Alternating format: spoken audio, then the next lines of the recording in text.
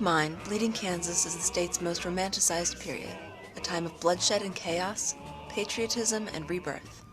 John Brown, shown here in a painting by John Stewart Curry, has come to define the movement through his violence at Potawatomi. Wielding the power of God and a Sharps rifle, Brown is seen as the personification of radicalism in the Free State movement. This painting hangs unchanging in the Capitol at Topeka, but Brown himself has changed continually, as he is alternately labeled as either a hero or a fanatic. Whatever his place in American history, John Brown's violence and even his abolitionism did not in reality represent the moderate Free Staters. The men and women who traveled from New England, the South, and border states like Indiana and Illinois as settlers in 1854 and later could not always put their politics first.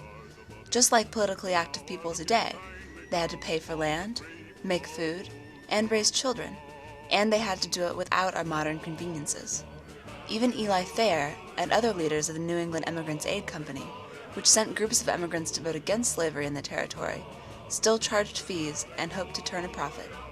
Violence would have put the stability of the Free Staters' lives in jeopardy. War did eventually come in the summer of 1856 and during the American Civil War, but initially it might have discredited the Free State cause. After thousands of pro-slavery Missourians crossed the border to vote illegally for the legislature, Governor Robinson was chosen to lead what Free Staters considered the real government at Topeka. Robinson knew that mainstream Americans would sympathize with the Free Staters more if they believed they were victims of pro-slave violence.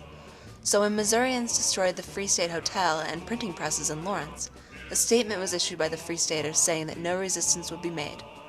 Later that year, Robinson's wife Sarah wrote a book that accused President Franklin Pierce's appointees of aiding what is known as the First Sack of Lawrence, even after the Free Staters promised to surrender.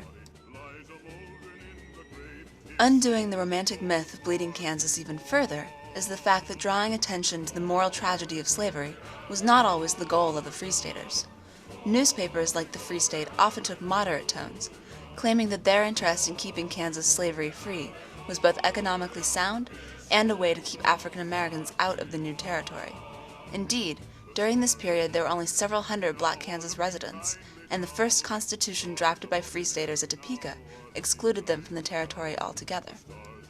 The legends and the realities of Bleeding Kansas make the politics of the next 150 years even more interesting. Individuals like Susan B. Anthony, Malcolm X, and Michael Moore today have taken radical viewpoints and have often repelled the mainstream with their subversive public lines. The story behind those lines is often much more complex, and ultimately it is up to us to question our own histories and even our own heroes.